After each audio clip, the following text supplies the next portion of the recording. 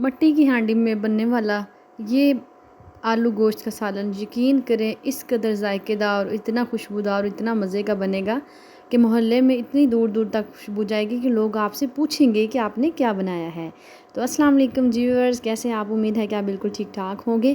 तो आज हम बनाएंगे मट्टी की हांडी में आलू गोश्त। आलू गोश्त आपको मैं मटन के साथ बनाना सिखाऊंगी। तो सबसे पहले तो हम प्रेशर कुकर में गोश्त को चढ़ा देंगे ताकि जो हमारा गोश्त है वो अच्छे से गल जाए। उसके बाद हमने 2 अदद प्याज ले लिए, उन्हें हमने चूल्हे के ऊपर चढ़ा दिया है जी। मट्टी की हांडी में आपने आंच को मीडियम टू लो रखना है, ज़्यादा तेज़ आंच नहीं करनी, साइड से जल जाएंगे। तो इसमें प्याज को थोड़ा कलर आने में थोड़ा टाइम लगता है, लेकिन इतनी मज़े की, इतनी डिलीशियस आपकी हांडी बनेगी, इतना मज़े का आपका खाना बनेगा मट्टी की हांडी में कि खाने के बाद आप दोबारा से इस रेसिपी को लाजमी ट्राई करेंगे। अब हमने प्याज को होने देना है लाइट सा गोल्डन। जैसे ही हमारा प्याज लाइट गोल्डन हो जाएगा तो हम इसमें ऐड करेंगे 1 टेबलस्पून भर के अदरक लहसुन का पेस्ट। तो हमने इसे थोड़ी देर के लिए इसमें पका लेना है। तकरीबन 1 मिनट के लिए आप इसे सौटे करेंगे इसमें। चूँकि गोश्त का अपना ही जायका होता है, लेकिन आलू के साथ गोश्त बनाया जाए तो आलू का टेस्ट तो और ही ज़्यादा इन्हेंस हो जाता है। इस कदर लाजवाब आलू गोश्त बनता है कि इसे आप रोटी के साथ, चावल के साथ भी इस्तेमाल कर सकते हैं। तो जैसे ही ये थोड़ी देर सौटे हुआ, 1 मिनट के बाद हम इसमें थोड़ा सा पानी ऐड करेंगे। अच्छा, एक ख़ास बात यह है कि जो मट्टी की हांडी है उसमें मसाले की बुनाई बहुत ज़्यादा अच्छी होती है। उसमें जो मसाला है वो बिल्कुल हमारी ग्रेवी जो है वो मिक्स हो जाती है। इसमें हमने 1 अदद टमाटर ऐड कर दिया है और 4 से 5 अदद सब्ज़ मिर्चें हमने चॉप करके ऐड कर दी हैं इसमें। तो इन सारी चीज़ों को हम थोड़ी देर के लिए पकाएंगे। अब इसके साथ जो चीज़ें जाएंगी वो है जी नमक।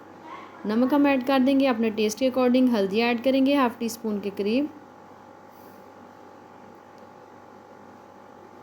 और इसमें सूखा धनिया जाएगा।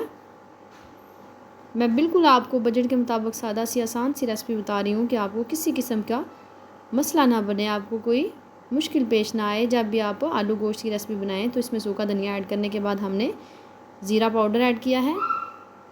पिसा हुआ ज़ीरा जो है वो इसमें ऐड करेंगे, इसके साथ फ्लेवर बहुत ही अच्छा आने वाला है। अब मसाले की बनाई हमने अच्छे से करनी है। उसके बाद मैंने 2 बड़े साइज़ के आलू मोटे मोटे से काट लिए हैं। इसमें आपने बारीक आलू नहीं ऐड करने। आपने मोटे मोटे से, जिस तरह से देग में बनाए जाते हैं आलू, उसी तरह से आपने बड़े बड़े से आलू पीसेस काट लेने हैं।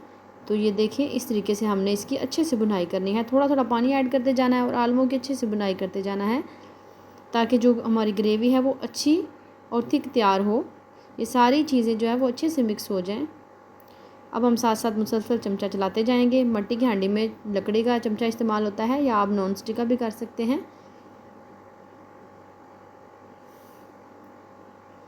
अब थोड़ी देर के लिए इसकी बुनाई करेंगे। तो ये देखें, कलर भी बहुत अच्छा आ चुका है और ग्रेवी आप चेक कर सकते हैं वो कितनी अच्छे से मिक्स हो चुकी है। अब थोड़ा सा पानी ऐड करने के बाद हम इसे थोड़ी देर के लिए भून लेंगे। तो अब हमने 4 से 5 मिनट तक इसे थोड़ा पानी लगा के आलू अच्छे तरीके से गला लिए हैं। आलू हमारे मुकम्मल तौर पे गल चुके हैं।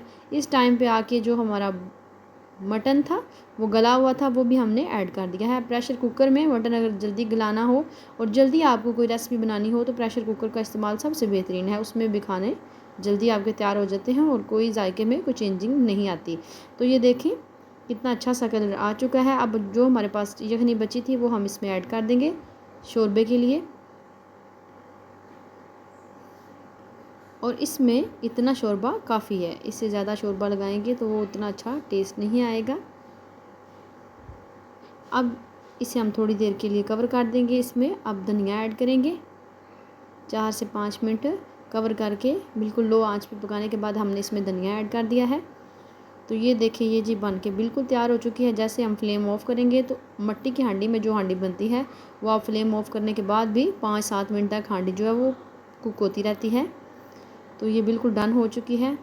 मिलते हैं जी नेक्स्ट और अच्छी सी रेसिपी के साथ। फीडबैक लाजमी दीजिएगा। टेक केयर, अल्लाह हाफिज़।